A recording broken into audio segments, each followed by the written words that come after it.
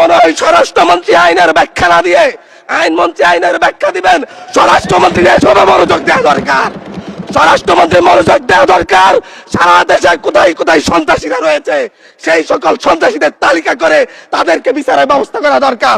স্বরাষ্ট্রমন্ত্রীর উচিত মাননীয় সদস্য নেতাকর্মীরা হত্যার শিকার হয়েছে তাদের বিচারের ব্যবস্থা করা দরকার। ধন্যবাদ মাননীয় সদস্য। এই ইলেকশনে ভোট ডাকাতি দেখেছি, আমার গাড়ি বহরে হামলা করা হয়েছে।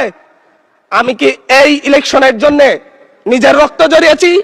আমি আজকে স্বরাষ্ট্রমন্ত্রী আছেন, মাননীয় প্রধানমন্ত্রী আছেন, আমি এখানে প্রশ্ন করি, আমি কি রক্ত জড়িয়েছি? আমরা রক্ত জড়িয়েছি বলে আপনারা আজকে সংসদে প্রধানমন্ত্রী স্বরাষ্ট্রমন্ত্রী হয়েছেন। রক্ত ঝরার পরে রক্ত জড়িয়ে গুলিবিদ্ধ হয়ে 3 দিনের মাথায় গুলিবিদ্ধ হয়ে দয়া করে থামুন মাননীয় সংসদ সদস্য, আপনার বক্তব্য অব্যাহত রাখুন। 144 ধারার মধ্যে আবার নিজেই গুলিবিদ্ধ পা নিয়ে বের হয়ে গিয়ে সংবাদ সম্মেলন করে বলেছি আবার রাস্তায় নামুন, হাজরা প্রতিহত করতে হবে। আমরা বলেছি নতুন বাংলাদেশ দিব।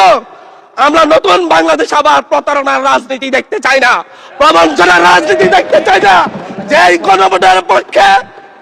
গণভোটের পক্ষে আমাদের মাননীয় প্রধানমন্ত্রী প্রচারণা চালিয়েছেন, যে আদেশের পক্ষে মাননীয় সরকার দলীয় সংসদ সদস্যরা প্রচারণা চালিয়েছেন, আজকে এখানে এসে কেন এটা নিয়ে আবার দীর্ঘ আলোচনা হতে হবে?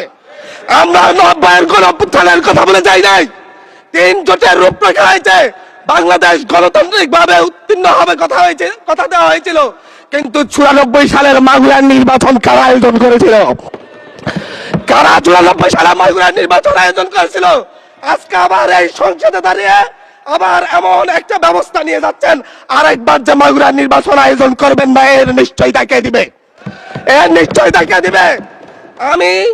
আমি আমার সবচাইতে কম বয়সী প্রার্থী হিসাবে নিজের প্রার্থীটা জমা দিয়ে এলাকায় গিয়েছি প্রচারণা করতে, 3বার হামলার শিকার হতে হয়েছে। আমি সংসদ সদস্য হিসাবে এলাকায় গিয়েছি, সেই জায়গায় আমার উপর হামলা করেছে, সরাসরি ভিডিওতে দেখা গিয়েছে। অস্ত্র নিয়ে, দেশীয় অস্ত্র নিয়ে আমাকে কোপাতে আসা হয়েছে। তারা কারা?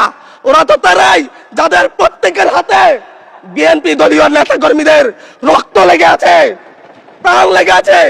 এই বিশ্বাসঘাতকতা মাননীয় স্পিকার, এই রাষ্ট্র আর সইবে না, আপনারাও সইতে পারবেন না। বিশ্বাসঘাতকতার মূল্য এই দেশে আবার দিতে হবে আপনাদেরকে।